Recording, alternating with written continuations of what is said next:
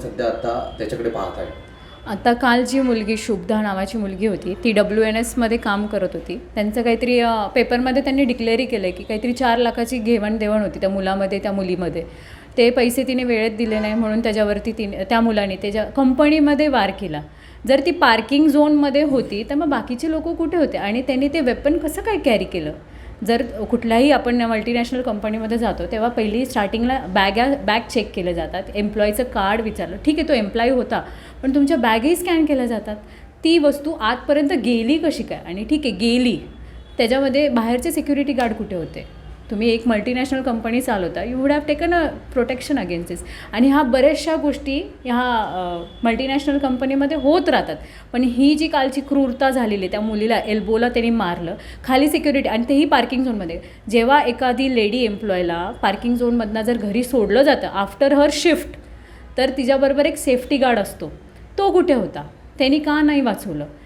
म्हणजे ह्या गोष्टी तिच्या एल्बोला मारस तोपर्यंत ऑन द स्पॉट ती मुलगी गेली. का गेली? कारण की तिचं एक्सेस ब्लड झालं, तिला BPचाही त्रास होता, शुगरचाही होता. ती तिथे म्हणजे दवाखान्यात नाहीच तोपर्यंत त्या बिचारीचा दुर्दैवी घटना झालेली आहे. ह्या गोष्टी आपण म्हणजे कसं झालेलं आहे, हे शिक्षण घर कमी झालेलं आहे आपलं माहेरचं. जसं आपण म्हणतो पुणे हे शिक्षणाचं माहेरघर आहे, हे नाही. आता हे गुन्हेगारांचं झालेलं आहे. जो येतोय तो आपला थैया मांडतोय, उठतोय सुटतोय.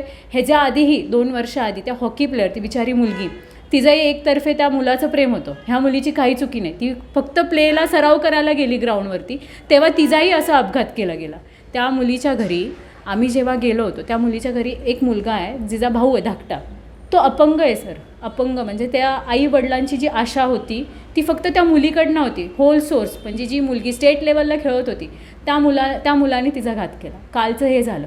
म्हणजे हा रोज ऑन रोज हे जे प्रकार वाढत चाललेले आहेत, शिक्षणाचं घर कमी झालेलं आहे, मुलं शिकायला कमी येत आहेत आणि इथे गुन्हेगारी म्हणजे जो वाढलेला क्राईम आहे, ह्या गोष्टी जर आपण वेळेत आळा नाही घातल्या तर ह्या मुली सेफ राहणारच नाही. तुमची काय माझीही मुलगी सेफ नाही राहणार.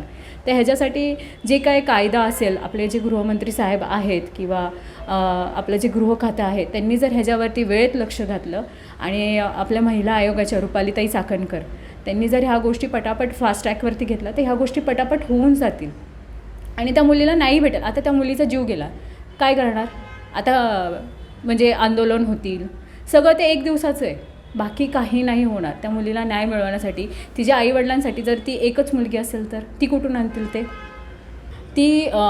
तो कालचा जो झाला आहे, जोपर्यंत एक बाई, असं म्हणतात की बाईचे वेगळे रूप असतात, म्हणजे ती अवतरली तर एक आई म्हणून होते किंवा ती तिच्या मुलीला वाचवण्यासाठी ती वेगळे अवतारही घेते. पण जर आता सगळ्या मिळून जर एकत्र आल्या आणि आपण हे जर सगळं थांबवलं तर आपल्या मुली सुरक्षित राहतील.